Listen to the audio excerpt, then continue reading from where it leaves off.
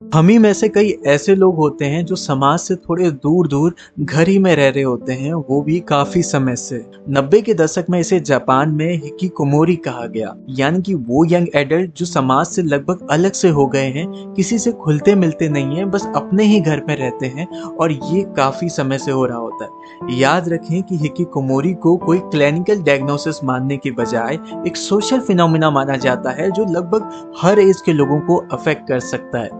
2023 की एक स्टडी जो पब्लिश की गई थी clinical child and family psychological review में, इसमें हिकिकोमोरी को एक extreme form of social withdrawal माना गया जो इन्फ्लुएंस होता है by many factors like psychiatric condition, maladaptive personality traits, adverse family dynamics including harmful parenting, negative peer experiences, societal pressure और excessive internet and digital media use.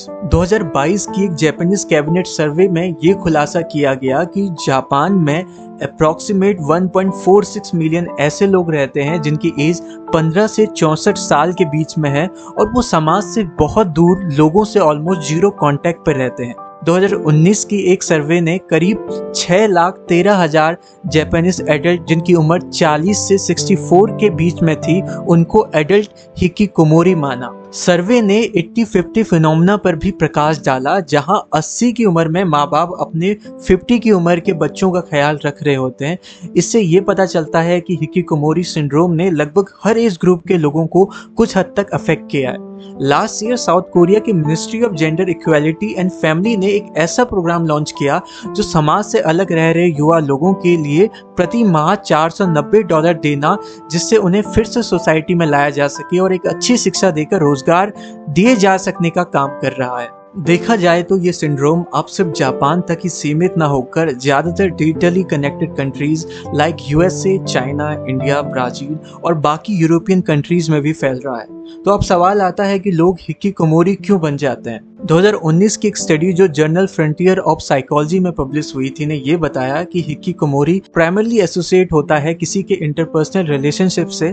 तो वही एक दूसरी स्टडी ने ये बताया कि हिकिकोमोरी को चिन्हित किया जा सकता है होपलेसनेस से, जहां पर पार्टिसिपेंट खुद को इस चैलेंजिंग वर्ल्ड में असक्षम मानते हैं। तो वही काफी लोग ट्रॉमेटाइज महसूस करते हैं अपने पास एक्सपीरियंसेस से। दूसरा इशारा रिलेशनशिप फैटिग्स की तरफ गया है, जहां पर एक कारण ये भी हो सकता है कि लोगों के नेगेटिव एक्सपीरियंसेस होते हैं उन लोगों से जुड़े हुए जो खास तौर पे उनके स्कूल, वर्क प्लेस और घर से रिलेटेड लोग होते हैं। शायद इसी वजह से वो लोग सोसाइटी से दूरी बना लेते हैं। डर को भी हिकिकोमोरी से जुड़ा देखा जा सकता है, जैसे कि लोगों का मानना है कि मैं एक कमजोर इंसान हूँ और सिर्फ अंधेरे में ही छुप सकता हूँ। अब सवाल आता है कि हिकिकोमोरी को वापस से सोसाइटी में कैसे लाया जा सकता है। रिसर्च कहती है कि इसकी शुरुआत घर से हो सकती है।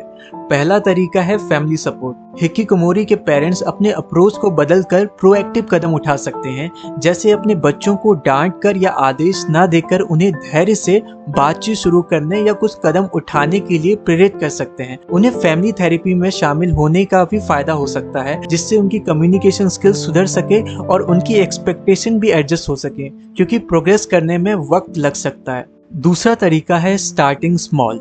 छोटे करने लायक कामों से शुरू करना, जैसे कि उनका कमरा कुछ समय के लिए छोड़ना या सुबह वॉक पर जाना जब बाहर कोई नहीं होता या बहुत कम लोग होते हैं, या फिर पास की दुकान पर जाना आदि। तीसरा तरीका है मेंटल हेल्थ सपोर्ट। आजकल ऑफलाइन के साथ साथ online communities and mental health support मौजूद हैं जो हमेशा आपकी हेल्प कर सकते हैं। हिकिकोमोरी को समझकर इस बात का पता चलता है कि स्ट्रॉन्ग सोशल सपोर्ट नेटवर्क और मेंटल हेल्थ अवेयरनेस को दुनिया भर में पहचान देना कितना महत्वपूर्ण है। ये जरूरी है कि ऐसे माहौल बनाया जाए जहां इंसान अपने आप को वैल्यू देता रहे और सहायता प्राप्त करता रहे, ताकि वो एक सक्षम इंसान बने।